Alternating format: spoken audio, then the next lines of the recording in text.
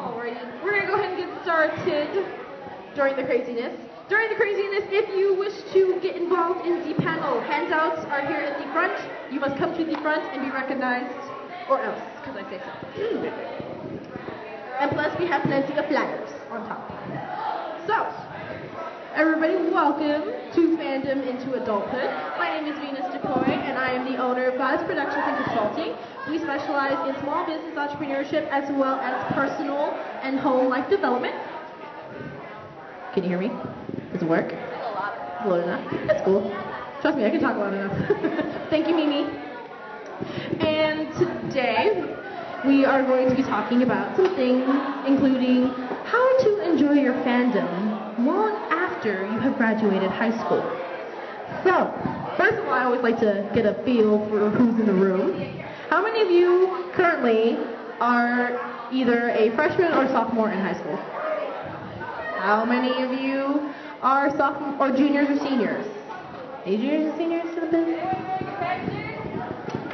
Anybody about to graduate high school? Like in like 2 months? No? How many of you are college, post-college, career-based, or other? Yeah, other. Woo! Okay, a little bit about me. I am the former owner, of course, of the Pretty Otakus, which was a very successful retail business here in Northern California. We unfortunately closed our doors in April 2009, but through it came an awesome opportunity called Goddess Productions and Consulting, and through that we are now here today to have some fun and teach you about some good things. So on the front page of your handout, you get to see this cool little wheel, or big bubble cluster, as I like to call it. Although there's another word for it, I'm not allowed to say it at this convention. Yes. And what it is basically all the adventures and things you will experience when you're going through your future post-high school life. So we're going to kind of basically chuck them all up, nice and simple, short and simple, for the sake of I only have an hour to go through all of it. And we'll get started. Hey, people over at the Maid Cafe. Yeah, thanks. Appreciate that. Love you too. Okay. First of all, we will get started with relationships. Relationships. Aren't they such a great thing? Whether they be loved ones or loud otakus or fellow geeks and artists all alike. But there's definitely a different type of group of relationships for each. First, of course, there is the personal relationship. Personal relationships are those who have camaraderie with, as well as any close friends you have that you share, like details of your life, whether they be intimate details or not so intimate, like, you know, what anime you were watching yesterday. There are your work relationships, which include anything you do for work, any internships, even school counts as work relationships. There are intimate relationships, which are more, you know, either those of the opposite or same sex, no judging. And when it comes to intimate relationships, of course, I always stress the importance of, you know, going to that level only when you know that you are fully, completely comfortable, and when you are at a state or of a sure-sounded mind age to get to that point. Okay, that's all I'm saying. And then, of course, there is the ones who are difficult, i.e. your haters. Yes, you will have them. You may not have them now, but you will probably have them when you get older and more developed in life. I always like to say when it comes to relationships, they are always very fickle and very different. With developing in otakudom, we are taught to always, you know, respect, but have differences. And as long as you share those mutual differences in a proper and adult manner, that's great, right? Unfortunately, in fandom, that's not quite how it works. So I always stress the importance of the golden rule, which is, you know, you wouldn't want somebody to slam you about your anime and what you love and what you don't love. So therefore, don't do that to somebody else. Nice, easy, simple.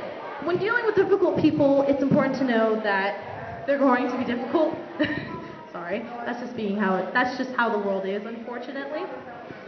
It is important to understand, however, that when dealing with difficult people, it is definitely quintessential to be able to handle it in more of a respectful, mature tone. You can't always throw a hissy fit or turn into an anime character with the steam coming off his forehead and everybody sees it, but you know. But it is possible to take a deep breath, just go, and then just think about it for a minute and come up with a great solution for solving that problem.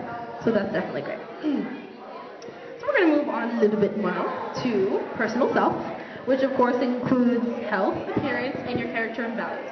So when it comes to your health, unfortunately our society has gotten a little, I want to say, a little what?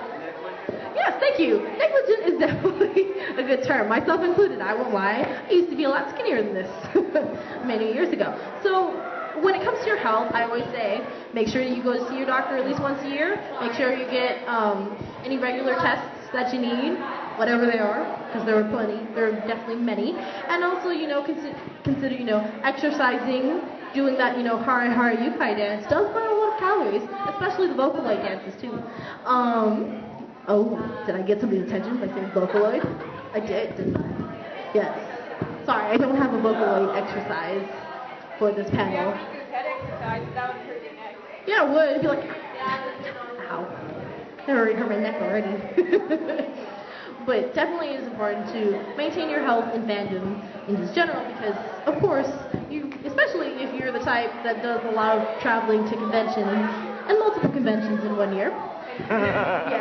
Yes, multiple conventions. It is definitely good to keep an eye on your health because you will be doing a lot of either physical exercise or mental exercise that can drain your body mentally and physically. So definitely always keep your vitamins, exercise, keep good health and eating diets, and go see your doctor. Or go see your doctor if you need to, but you should even without talking about it. Your appearance. Okay, so when it comes to appearance, this is an interesting subject because we get a lot of people who think that walking around in a Lolita dress or that Kisuke in a hard jacket, or what's that other good one? Or walking around in a purple wig with that weird chain, those like choker chains that look like with the cat chains, the bells and everything. Yeah, that's a little too much to take to a job interview, friends. So my advice to you is don't do that. Yes. Just depend where you go. True. If you go to a convention that is an open convention that sanctions that. But also some places, some artistic jobs, they actually look out and you can dress up. Really? Certain places might you need to think over how you're dressed. I need to overdress and then actually doesn't help. I look like I'm going to a funeral. There you go. Well, sometimes, you know, I always like to say, if you're in doubt about what to wear, ask your managers or ask another coworker what the rules and the standards are. If you're out and about, it is fair to go. You are pretty much fair game because of the fact that it's your life and you get to wear what you want to wear. But I always think of it like this. Don't wear anything your mom would try to cover up. There's a good common sense. If your mom's going to be trying to cover up your, like, Lolita skirt that's, like, all the way up to your, like, hip, yeah, you might want to consider getting, like, either a longer skirt or a petticoat or those nice stockings. But even then, those nice stockings don't count as parts of clothing either, okay? Okay. So, that is with that.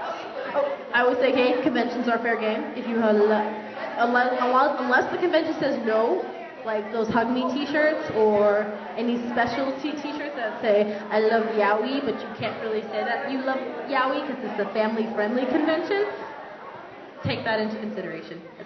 But most conventions are very, yay, let's have some fun. All right. So, let me grab my notes here. Okay.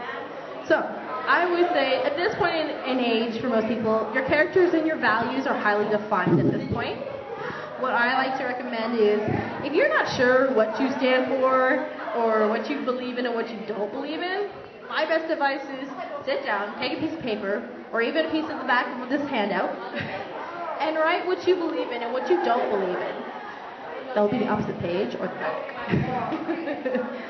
And in doing so, writing down your characters and values, you learn for yourself how on earth you get to, you know, believe in what you believe in. Whether you believe in this, whether you believe in that. And it doesn't necessarily have to be serious issues like abortion or anything like that. It could be simple stuff like what I believe in anime, my favorite animes, my favorite manga genre, and why it's my favorite genre.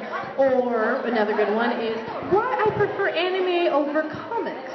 And please stop and really detailedly think about this.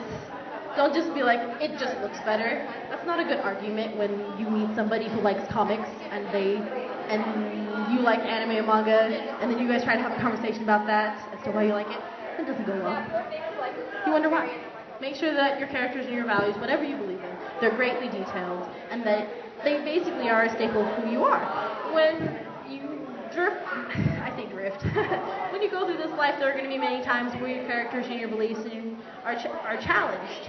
There is also a good time, of course, to reevaluate them, and it's kind of like your own little checklist for how you will operate your life going forward. Okay. Alrighty, so we're going to talk about something that I think every otaku should learn before they graduate high school, and that is how to financially handle a budget. Yes. Now, it doesn't have to be something glamorous. It doesn't have to be Excel spreadsheets, although I like Excel spreadsheets, yay.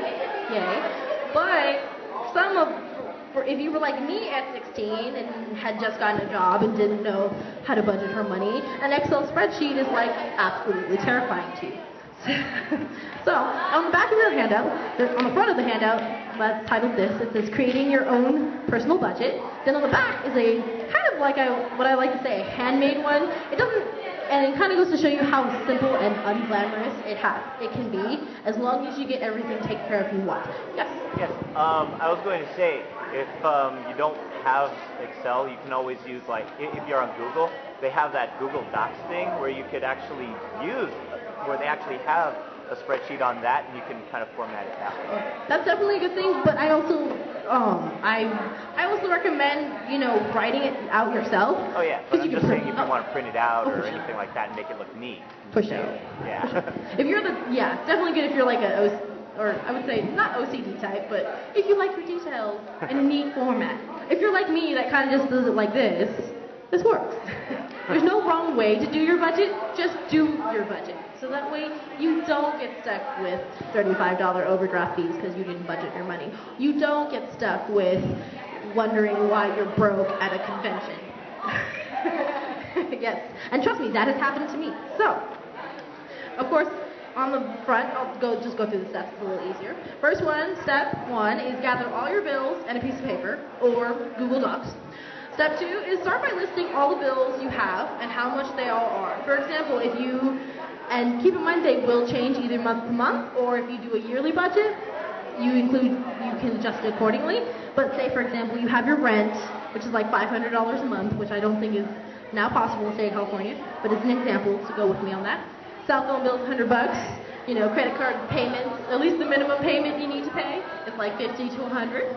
That sort of thing. Then your next step is to list any supplies you need to get you from point A, from this check that you just got paid to your next check. And that includes gas, parking and tolls if you live in the Bay Area, any special fees or any special like license plates and stuff like that you do, DMV licenses, because insurance, you need insurance if you drive in the state of California. Don't do it.